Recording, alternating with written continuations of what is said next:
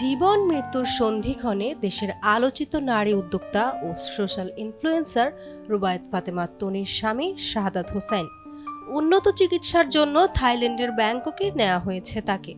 এক স্ট্যাটাসে বিষয়টি নিশ্চিত করেছেন তনি নিজেই। আবেগঘন ওই স্ট্যাটাসে তিনি জানান, জীবনের সবচেয়ে কঠিন সময় পার করছেন। বেশ কয়েকদিন ধরে অসুস্থ রয়েছেন স্বামী শাহাদাত।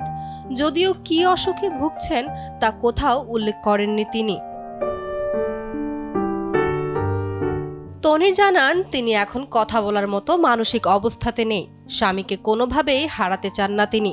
সবকিছু অনিশ্চিত জেনেও আল্লাহর বিশেষ কোনো রহমতের আশায় অনেক কষ্ট করে সিঙ্গাপুর থেকে এয়ার অ্যাম্বুলেন্স বাংলাদেশে আনিয়ে তারপর ব্যাংককে নিয়ে যাওয়া হয়েছে তাকে।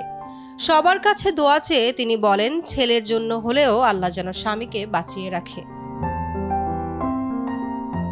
রুবায়েত ফাতেমা তনির এমন খারাপ সময়ে অনুরাগীদের পাশাপাশি প্রার্থনা করছে দেশের শোবিজ অঙ্গনও। তার জন্য প্রার্থনা প্রকাশ করতে দেখা যায় ঢাকায় চিত্রনায়িকা অপু বিশ্বাসকে।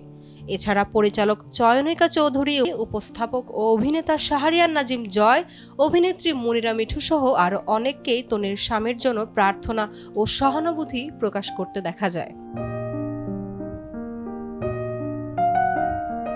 সফল উদ্যোক্তা ও ব্যবসায়ী রুবায়েত ফাতেমা তনি। তার দ্বিতীয় স্বামী শাহাদাত সফল ব্যবসায়ী। স্বামী স্ত্রীর মধ্যকার বয়সের ব্যবধান নিয়ে প্রায়ই নেট দুনিয়ায় কটাক্ষের মুখে পড়তে হয় তাকে। এসব নিয়ে বহুবার কথাও বলেছেন।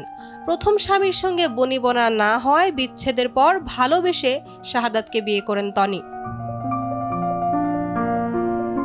সম্প্রতি আধারে আলোর প্রয়োজন, সংকটে প্রয়োজন সম্ভাবনা নামের টকশোতে কেমন হওয়া উচিত উদ্যোক্তা ও ব্র্যান্ড প্রমোটার সম্পর্ক, এই প্রশ্ন নিয়ে তর্কযুদ্ধে অংশ নেন তিনি।